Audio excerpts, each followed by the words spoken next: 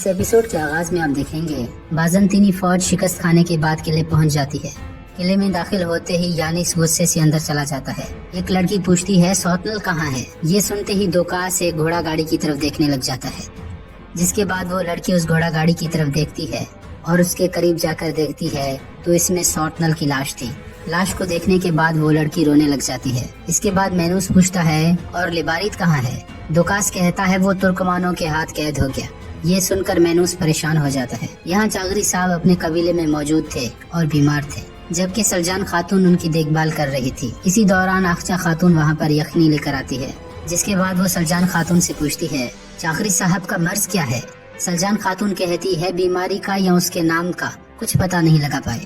ہر سال اس طرح کے موسم میں بیمار ہو جاتے ہیں، لیکن کبھی اس قدر بیمار نہیں ہوئے۔ اخچا خاتون کہتی ہے انشاءاللہ شفا یاب ہو جائیں گے۔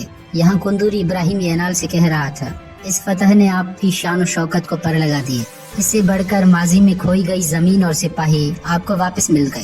جس کے جواب میں ابراہیم ینال کہتا ہے میں نے کافروں کے سر سمجھنے والے کو سلطان تغرل کے پیروں میں آ کر پٹخا، مگر ماضی میں بغاوت کرنے کی وجہ سے مجھے ڈر ہے کہ سلطان تغرل مجھے میرا حق نہیں دیں گے۔ کندوری کہتا ہے آپ بے فکر ہو جائیں ینال صاحب، سلطان روایات کے مطابق آپ کو آپ کا حق دیں گے۔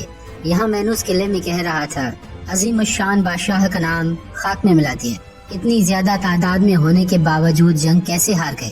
یہ سن کر دوکاس کہتا ہے قلعے دار جناب، اس جنگ کا سبب حسن کو قتل کرنے والا آپ کا بیٹا بنا، اس کی گندگی صاف کرنے کے لیے ہمیں لڑنا پڑا۔ یہ سن کر یانس غصے سے کہتا ہے ہم میدان جنگ کی بات کر رہے ہیں، جنگ کی وجوہات کی نہیں۔ لشکر کو اتنی جلدی پیچھے ہٹانا بہت بڑی غلطی تھی۔ یہ سن کر دیوجن کہتا ہے آپ یہ سیاسی اکبریت اگر جنگ میں استعمال کرتے تو ہم پیچھے ہٹنے پر مجبور نہیں ہوتے۔ یہ سن کر یانس غصے سے کہتا ہے اس انداز میں مجھ سے بات کرنے کی تمہیں ہمت کہاں سے حاصل ہوئی؟ یہ کہہ کر وہ اس پر حملہ کرنے کی کوشش کرتا ہے، لیکن دیوجن بآسانی اسے قابو کر لیتا ہے، لیکن مینوس کے کہنے پر وہ اسے چھوڑ دیتا ہے۔ اسی دوران ایک سپاہی آ کر دوکاس کو خط دیتا ہے۔ خط کو پڑھنے کے بعد دوکاس کہتا ہے ہمارے سروں پر ایک اور مصیبت آ پڑی ہے۔ بادشاہ نے ترکمانوں کے تمام شرائط سوائے جزیہ کی ادائیگی کے قبول کرنے کا حکم دیا ہے، اس کے علاوہ شہزادے لاباریت کو بچانے کا بھی حکم دیا ہے۔ یہ سن کر یانس کہتا ہے مجھے ان شرطوں کی کوئی پرواہ نہیں۔ یہ کہہ کر وہ وہاں سے چلا جاتا ہے۔ یہاں الپرسلان اپنے سپاہیوں کے ساتھ قبیلے کی طرف روانہ تھا۔ دوسری جانب کاراجا خاتون اور گوہر جنگل میں آ جاتی ہیں اور چاغری صاحب کے لیے کچھ جڑی بوٹیاں ڈھونڈنے لگ جاتے ہیں۔ اسی دوران انہیں ایک طرف سے بھیڑیے کی آوازیں آنے لگتی ہیں۔ جب وہ دیکھتی ہیں تو یہ اخچا خاتون تھی جو بھیڑیے کی آواز نکال رہی تھی۔ کاراجا کہتی ہے یہ تو وہی منحوس ہے، یہ پاگل لڑکی یہاں پر کیا کر رہی ہے؟ اخچا خاتون مسلسل بھیڑیے کی آوازیں نکال رہی تھی۔ یہ دیکھ کر کاراجا کہتی ہے دیکھو گوہر، میں نے تم سے کہا تھا نا اس عورت میں کوئی لعنت موجود ہے۔ اس کے بعد اخچا خاتون کہیں جانے لگتی ہے۔ کاراجا خاتون اور گوہر اس کا پیچھا کر رہی تھی۔ ایک جانب سے بھیڑیے کی آواز آ رہی تھی، جس کے جواب میں اخچا خاتون بھی بھیڑیے کی آوازیں نکالنے لگتی ہے۔ الپرسلان اور اس کے جانباز بھی وہیں سے گزر رہے تھے۔ اسی دوران انہیں یہ آوازیں سنائی دیتی ہیں۔ یہ سن کر نظام الملک کہتے ہیں یہ کیسی آواز ہے، نہ تو بھیڑیے سے ملتی ہے اور نہ ہی انسان سے۔ یہ سن کر وہ اپنے گھوڑے سے اتر جاتے ہیں، جس کے بعد الپرسلان اپنے جانبازوں کو وہیں رکنے کا کہتا ہے، خود تیر کمان اٹھا کر وہاں سے آگے بڑھ جاتا ہے۔ یہاں اخچا خاتون کہتی ہیں کہاں ہو تم؟ اسی دوران ایک بھیڑیا وہاں پر آ جاتا ہے۔ یہ دیکھ کر کاراجا خاتون کہتی ہیں بھیڑیے کو بلا دیا؟ گوہر یہ تو کوئی جادوگرنی لگتی ہے۔ اسی دوران الپرسلان بھی وہاں پر آ جاتا ہے۔ اسے دیکھ کر اخچا خاتون کہتی ہیں کہ رک جاؤ، جس کے بعد اخچا خاتون اس بھیڑیے کے سر پر ہاتھ رکھتی ہے۔ ہاتھ رکھتے ہی وہ بھیڑیا پرسکون ہو جاتا ہے۔ اخچا خاتون پھر بھیڑیے سے کہتی ہیں ایک درد کی دوا تمہارے پاس ہے، اگر اجازت ہے تو لے لوں۔ پھر وہ بھیڑیے کے زخمی پیر کو دیکھ کر کہتی ہے اور تمہارے زخم کی دوا میرے پاس ہے۔ الپرسلان بھی کھڑا یہ سب کچھ دیکھ رہا تھا۔ اس کے بعد واسپوراکن کے مناظر دکھائے جاتے ہیں۔ بازنطینی ترکوں پر ظلم کر رہے تھے اور ان سے کام کروا رہے تھے۔ جس کے بعد ایک نوجوان ایک ضعیف شخص سے کہتا ہے سلطان تغرل ہمیں ان ظالموں کے قبضے میں نہیں رہنے دیں گے۔ اسی دوران یانس بھی وہاں پر آ جاتا ہے، جس کے بعد وہ سب سے مخاطب ہو کر کہتا ہے میری بات غور سے سن لو، سلجوقوں کے جنگ جیتنے پر ہرگز خوشیاں مت مناؤ۔ میری اجازت کے بغیر تم میں سے کوئی بھی واسپوراکن کے باہر نہیں جا سکے گا، کیونکہ یہاں پر تم لوگوں کا واحد سلطان میں ہوں۔ یہ سنتے ہی وہ نوجوان کہتا ہے ہم اپنا سربراہ سلطان تغرل کو سمجھتے ہیں، جنہوں نے تمہیں شکست دی۔ جب وہ ہمیں وطن لوٹنے کا کہیں گے تو تم میں سے کوئی بھی ہمیں روک نہیں پائے گا۔ یہ سنتے ہی یانس اس پر حملہ کر دیتا ہے اور اسے گرا کر کوڑے مارنے لگ جاتا ہے۔ ناظرین، وہ بہت ظلم کر رہا تھا۔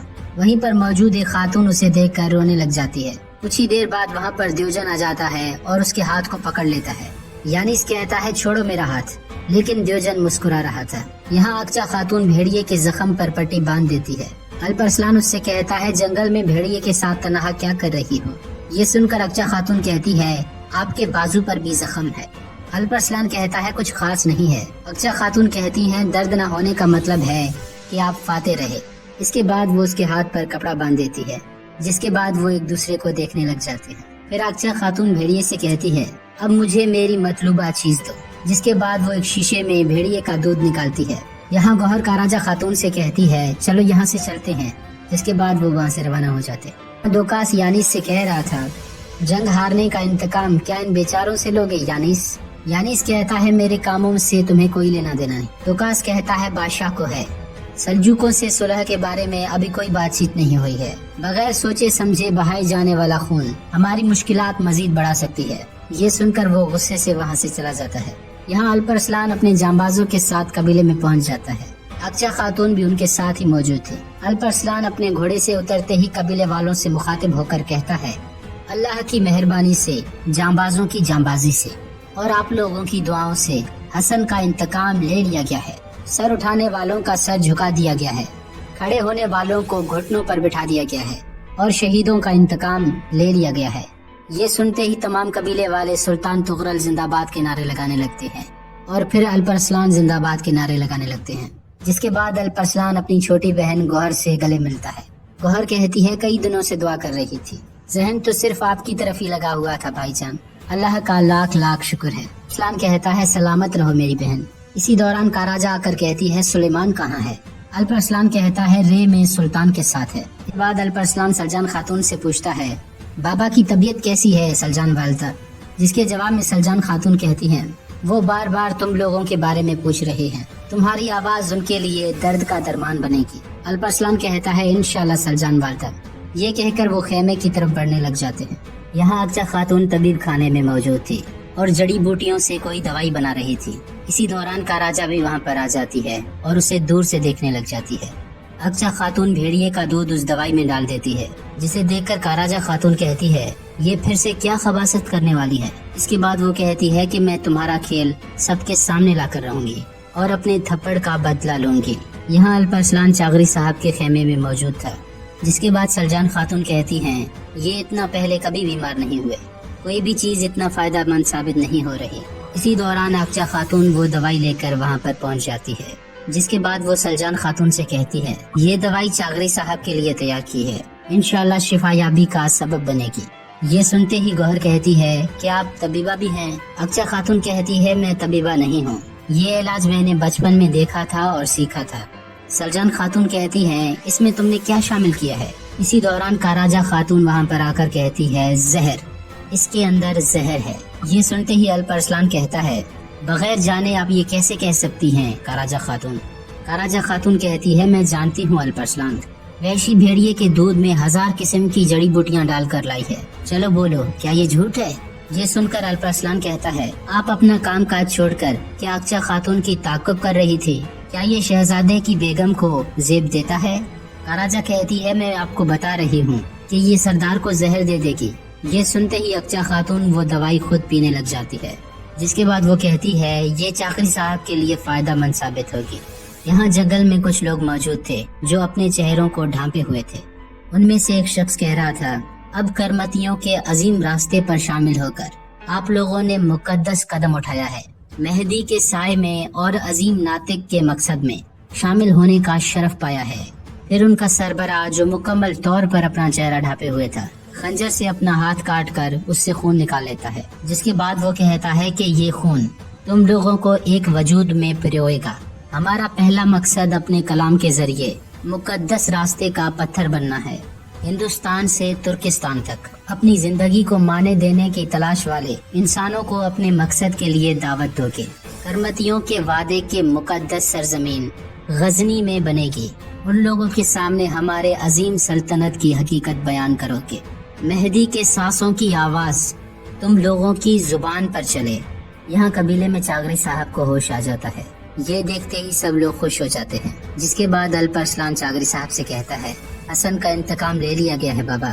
یہ سن کر چاغری صاحب کہتے ہیں الحمدللہ۔ اور واسپوراکن کے مسلمانوں کا کیا بنا؟ یہ سن کر الپرسلان کہتا ہے اب ان کو آزادی دلانے کی باری ہے بابا، بس آپ تندرست ہو جائیں۔ اس کے بعد سلجان خاتون الپرسلان سے کہتی ہے اب تم فوراً لوٹ جاؤ تاکہ سلطان کا ذہن اپنے بھائی جان کی طرف اٹکا نہ رہے۔ اس کے بعد ریش شہر کے مناظر دکھائے جاتے ہیں۔ سلطان دسترخوان پر کھانا کھا رہے تھے۔ الپرسلان اور اس کے جانباز بھی انہی کے ساتھ موجود تھے، جس کے بعد سلطان کہتے ہیں کافروں کو شکست دینے والے جانبازوں کے ساتھ مل کر بے حد خوشی محسوس ہو رہی ہے، خاص طور پر الپرسلان کی جانبازی ساری دنیا کی زبان پر داستان بن کر سنائی جا رہی ہے۔